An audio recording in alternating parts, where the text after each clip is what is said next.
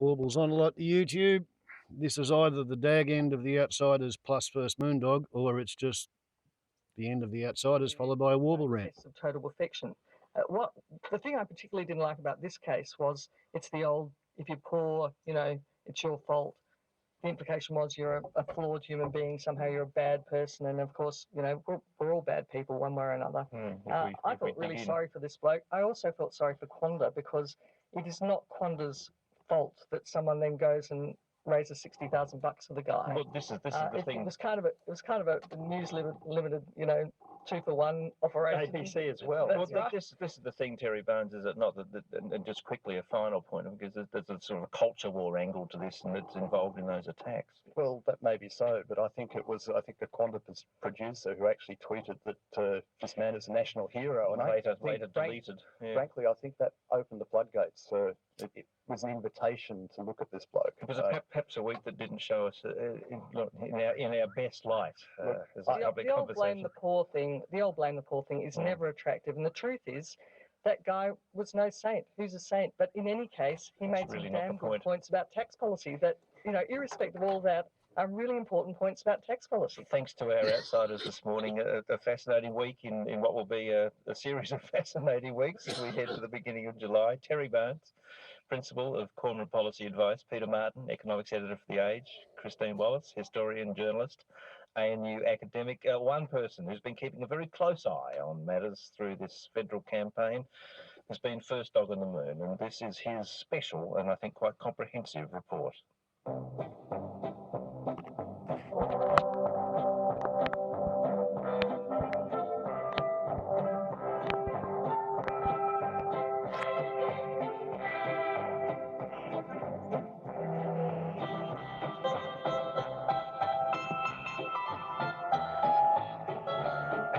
Patriots, and welcome to First Dog on the Moon's Guide to Modern Living.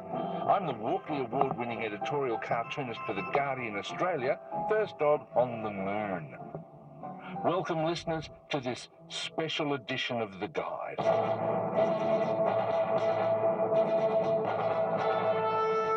Today we launch our wall-to-wall 24-hour coverage of the 2016 federal election, the most important election in a generation.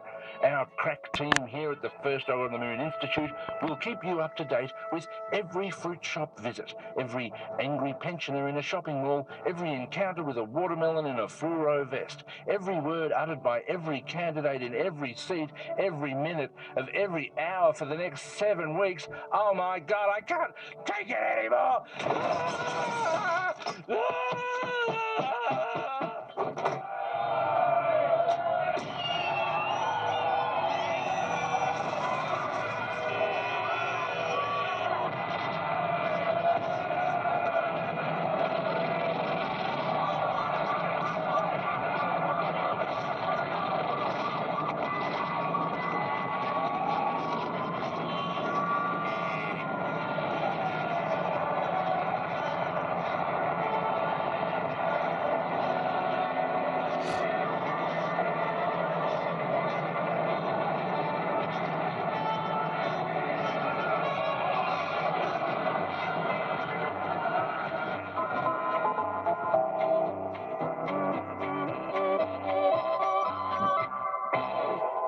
Fairly coherent summary. Thanks, Dog. That's it for Sunday Extra for this week. If you've missed it. Yeah, okay, well, that was as eloquent a comment as First Dog could probably make. Who knows? It was a funny week. They mentioned that the Turning Bull government has had a bit of a crack at superannuation entitlements in a way that offends the rich end of town. The idea that they've brought on tax cuts for small business people or got rid of bracket creep or something like that by raising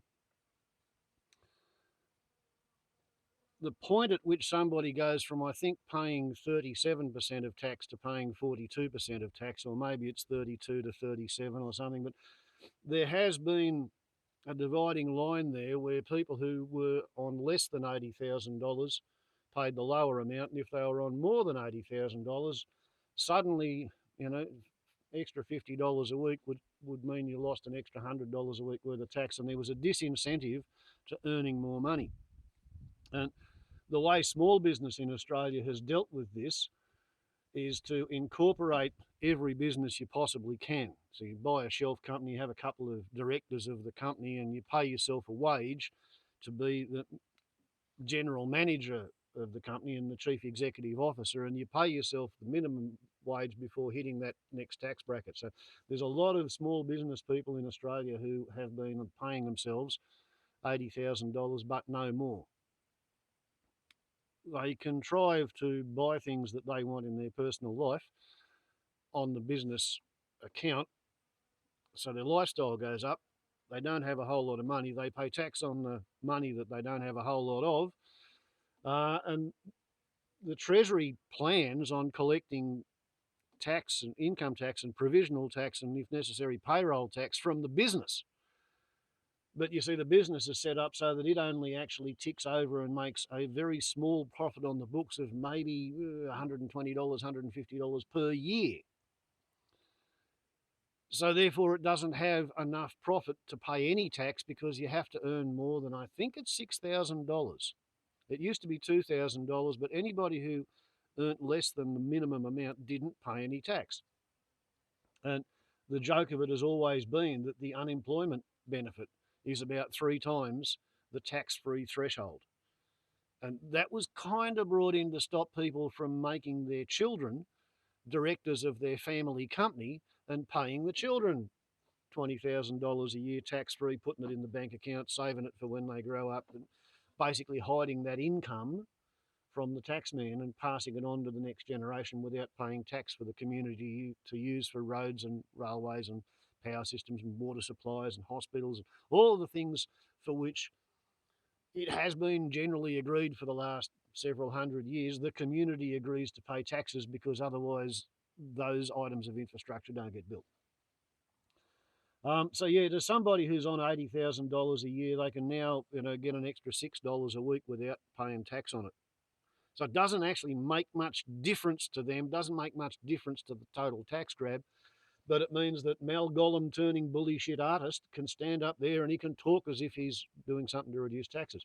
What he hasn't spent so much time talking about this week is how this was the week when not only did legal aid get its funding gutted, and the arts got their funding gutted because Mal Gollum turning bullshit artist, he's implementing all of the most draconian, nasty, ridiculous, anti-societal policies of Tony Abbott. But his cracker was he defunded all the publicly run community mental health schemes. So all of those psychiatric nurses and counsellors who were out there in the drought lands, counselling the farmers who were going broke because they used to be able to count on 6 good years and 2 or 3 break-even years and 1 or 2 drought years every decade, they're now getting 6 years of drought and a couple of break-even years and maybe 1 or 1.5 years where they can make a profit, sort of, and that means the bank won't lend them any more money to carry on for another year in the hope of 10% chance of getting some money to pay back the bank. So they're all being held on the teetering edge of suicidal ideation by publicly funded mental health services. And that's what the Liberal National Party cut funding to this week. They've already cut funding to women's shelters and homeless shelters and Aboriginal legal aid. But this week they put the boot into all of the stuff that actually holds a society together as a community in times of difficulty.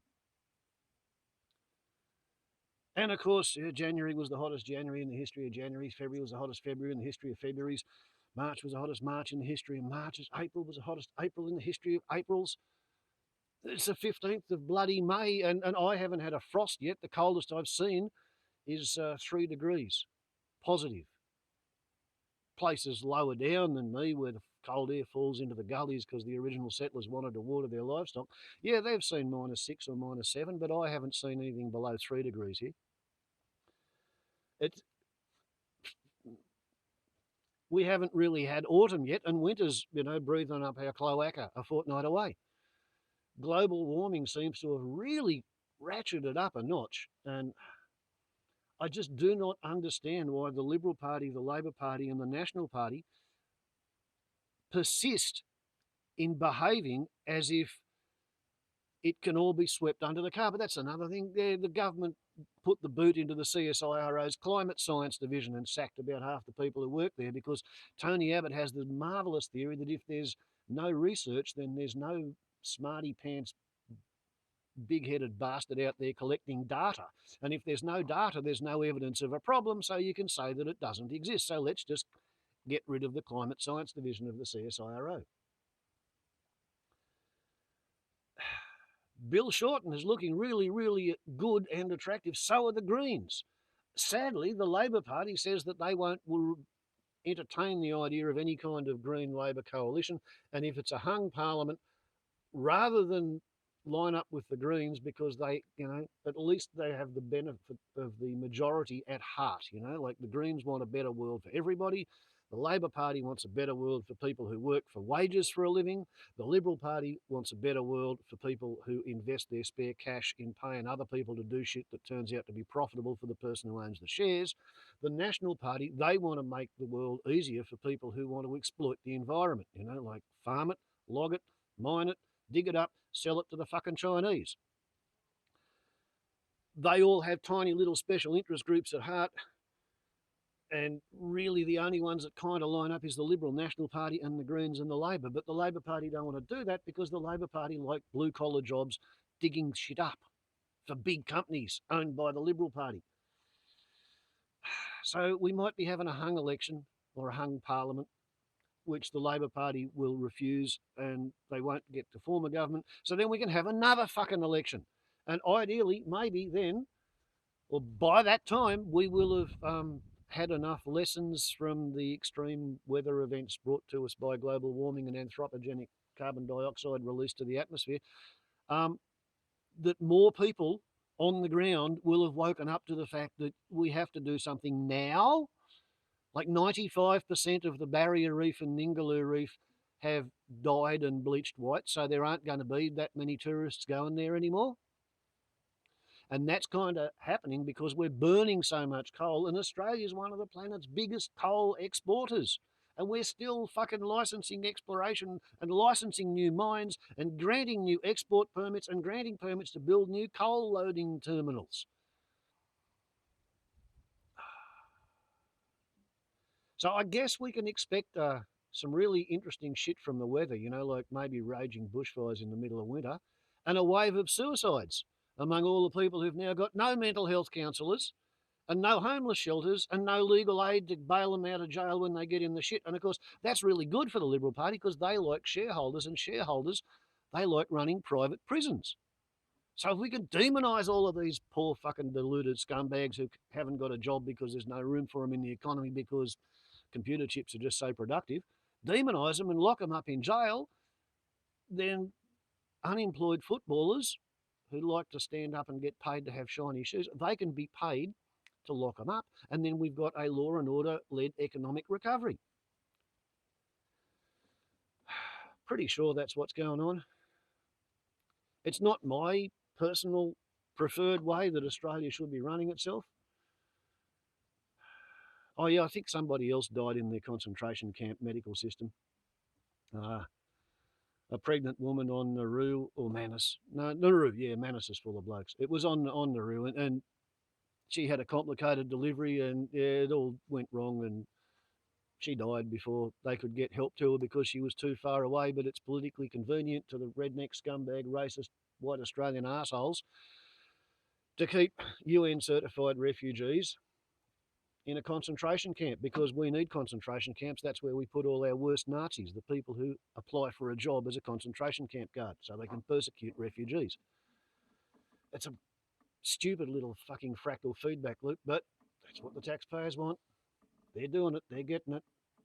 Now they're going to vote on it yet again, and we still have bipartisan agreement to lock up refugees because it makes the politicians feel good. Johnny Howard really kicked it off. Keating leaned in that direction because the Labor Party was founded by the unions, and one of its founding policy platforms was promotion and protection of the white Australia policy. That was why Paul Keating leaned down the racist dog whistle track, but Johnny Howard had a much bigger dog whistle and he played it more tunefully. So, Warble's on a lot to YouTube. We're on the upload limit, probably a little bit past it, but yeah, I've got some leeway. Ciao.